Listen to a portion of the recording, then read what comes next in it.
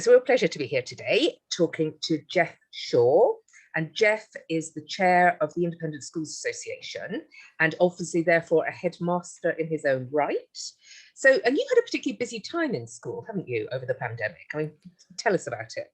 Yeah, Helen, it's been an interesting time. I think it's a time when we've all found a new capacity of resilience and determination.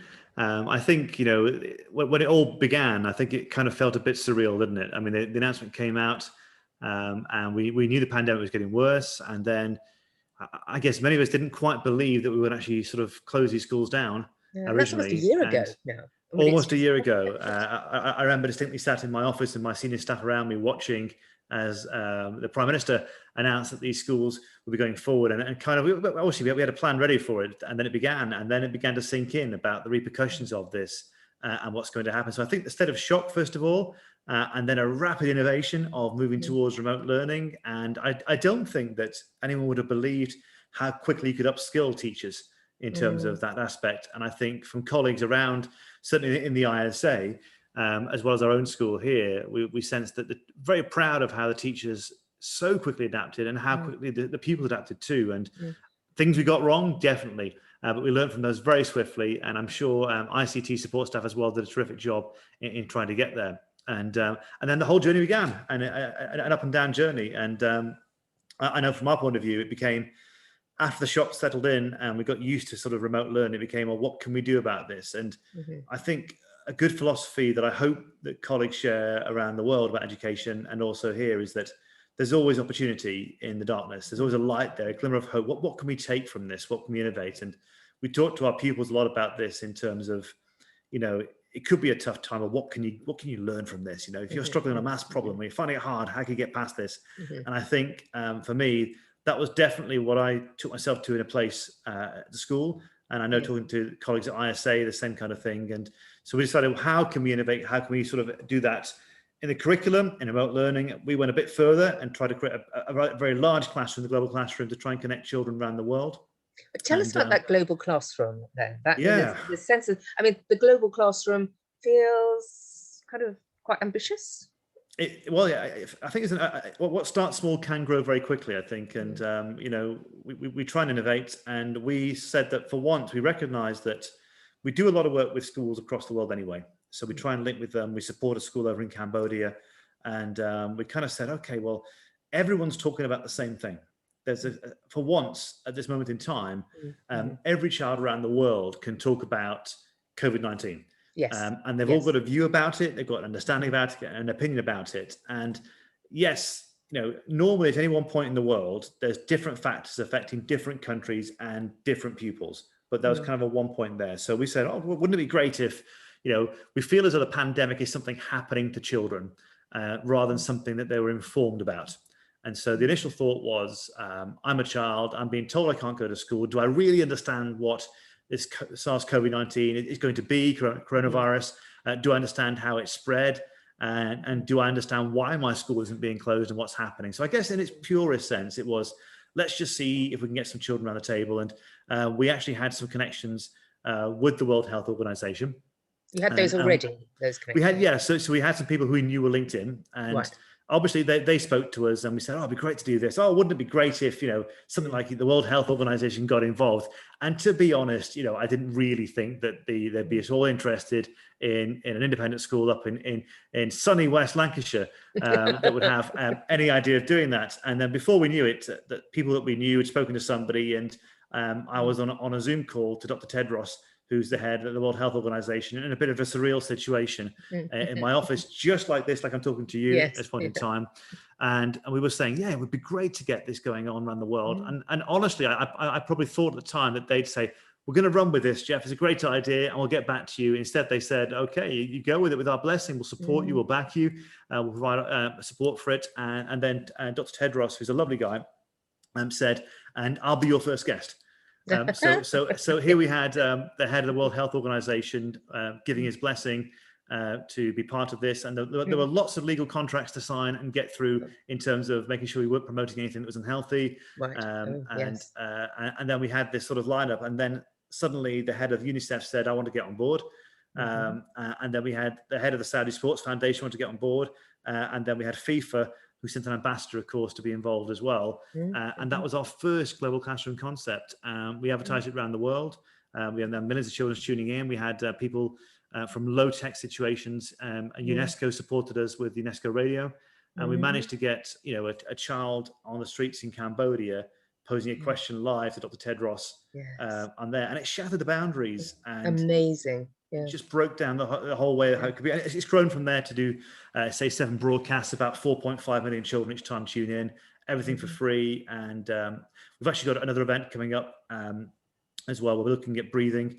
We're doing an event with James Nestor, I think Shawn Mendes, Jason Mraz, and a whole host of guests promoting well-being. Around the world, we can all do breathing, we can get ourselves back. And I guess in some ways that's been a feature of the pandemic, about being focused on mental health and well-being, isn't it? Yes, in some ways. yes. So how are you going to take this forward? Surely it can't just fade away. We hope not. We thought, well, first of all, I thought the first broadcast would be a one-off, I'll be honest with you. And then we got the viewing figures back from WHO and Microsoft Global, who supported it with their project team. And they said, let's carry on. So probably the biggest step was doing the second one, which then actually grew in viewing figures. And then we did a big feature on World Environment Day and the environment. So at the moment, we've done, say, around about 7 broadcasts.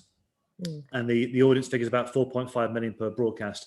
And it's now moving on to being sort of larger scale events where we actually start to amass resources for schools as well. So rather than just being a one-off hit where we beam in children around the world and have a dialogue, we're also very keen to make sure that children could perhaps work on projects together. So, you work on a project, we ask a big question and say, how do we solve this? And we'd love to see how a child in West Lancashire works with a child in Pakistan, working with a child in America, and could we collaborate together as a global community? And so I think it's going to, well, it is going forward that way. And we hope to see more linking up around the world. And we don't want to make any, we don't want to see any cost involved in this. We want it to be free access to all, open source. And we'd love to have contributions from any schools who are interested as well. You're using the term we there quite a lot, and I'm just trying to imagine this team of your staff and possibly older students working feverishly in the background. Is that how it's happening? Yeah, I guess it is. I mean, there's 2 sides to it. One is it's quite a niche team. It's a team that do the normal school life and how we do it. It's not a multi-million-pound sort of separate entity. It's done with educators with a heart for it. We have obviously branched out, and we have probably the largest educational partnership globally for this now. Not in terms of necessarily admin, but we are supported now by recognized academic bodies across the world. So Smithsonian is a very large educational body in America. They are our core educational partners that we work with for it. And so they basically make sure that the content in there is valid and supply guests as well. We have National Geographic, who support us wholeheartedly, and they call Gen Geo, inspiring a new generation there as well. We have BMG as a record company as well, and they're very much involved. We had Disney involved with the partnership last time, and they supplied an artist for it. So it's a really prominent thing. Having said that, the people behind the scenes are, people giving their time, and actually the pupils involved in the filming of it and at school. And so it really is a volunteering capacity where they're actually involved in producing things, and they're so tech savvy. I mean, our pupils are understanding how to do the YouTube aspects, how to do the Teams editing. They know where the webcam should go to set it up. And I think it hasn't got to be a big TV studio now. We can do these things in a relatively low tech way. And I think that it's been so successful because it is just literally beaming into somebody's room and seeing these guests around the world. And it's far more engaging than a polished kind of production with cameras in a studio. So very interesting. Yeah, absolutely. And that, I mean, what you described there is something that's innovation. It's come out of the UK. It's come out of West Lancashire. But here it is. It's come out of the UK. Do you think that there's something about British education that helps encourage that kind of get up and go innovation? Yeah, I do think so, actually. It's been a trait. I know a lot of the ISA schools as well. Even when we talk about sort of the concept of well-being in schools, I would say the independent sector, maybe even a decade ago, was talking about this as being a real feature. And also on the tech innovation. I think the freedom, some of the best bits about the independent education sector is the innovation, the freedom to go for it and to try and create things. And I think every independent school that I've been involved in that I know, they actually, as leadership, are encouraged to take some risks in innovation. And Mm. if you're trying to create a culture of young people, they're going to go on to make a difference in the world. And I do believe that that's our goal as educators. It's not just to get how many A grades through A-level and GCSE. Independent schools, by their DNA, want to provide students the opportunity to be innovators, to be standout people. But you only do that by the staff themselves and the leadership taking those risks. So if you are a leader who's prepared to step out and to take an innovative step forward, even though it might fail, I mean, and trust me, when we pressed go live on the first Global Classroom, and I know I've got to, these key guests coming on, and I've never done this before, and I'll be honest with you, Henrietta Ford couldn't get a laptop to her room, for example, the head of UNICEF, okay? And we had to literally strap a phone to a computer monitor to get this to work behind the scenes. But you find a way. Yes. But you see it. So I think that essence of we'll get there, we'll find a way, we'll make it happen. It's been ingrained in the co-curricular aspects, the exploration, the expeditions that independent schools do.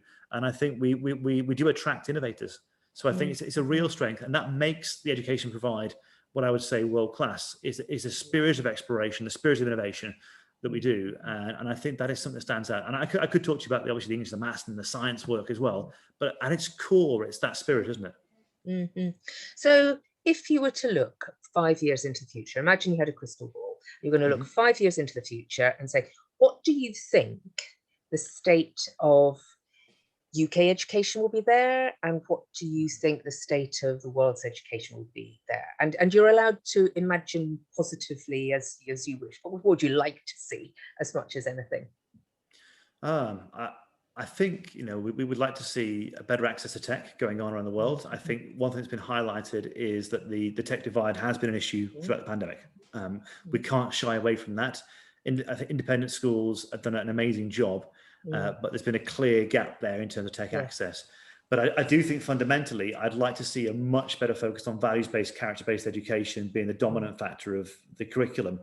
And I do think that's going to come through. I think the idea of innovation and be able to take the curriculum away from its core traditional context, I think will be a key factor. If we look at what the World Economic Forum is looking for in terms of skills for 2050 and beyond, you're not going to find mathematical knowledge as being the fundamental principle behind that. You're looking for innovation, creativity, adaptability, flexibility, elasticity as being the key aspects.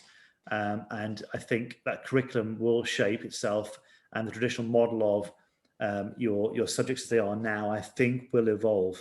And so, where people can take a research interest, can take an innovation in there, in the space of that, I do hope there'll be much more of an integration of post-18 higher education with schools, and also a better understanding of the positivity of early years coming through the schools. So far too often, the continuum has to come and be much more clear, much more transparent. Clearly some of the stuff we see in the early years educations it's the best education I've seen ever. And I'm a secondary trained through school head. And I see the big questions being asked. I see exploration, I see creativity. And I think sometimes we dumb that down and we lose a sense of that too quickly in the education side of it. And then it's also drawing in, why can't we connect people from higher education, a greater understanding of that, so it's a seamless transition. So I'd love to see that going on, and I'd love to see a greater innovation and exploration and research being built into their way they work. Of course, the EPQ qualification is a great success in sixth form, and we need to see a bit more of that coming through throughout the whole of the time, and that will evolve, I think, certainly. But and of course, I think global connectedness and global understanding, and why, when we start the topic, why can't we have multiple schools around the world connected together, doing those kind of things? And the technology is already there. It's just the willingness and the innovation and the spirit of being bold in this moment, rather than being scared. Yes. Oh, love it. Thank you so much, Jeff. It's been a really great pleasure talking to you. Thank you. Pleasure too, Helen. Thanks very much.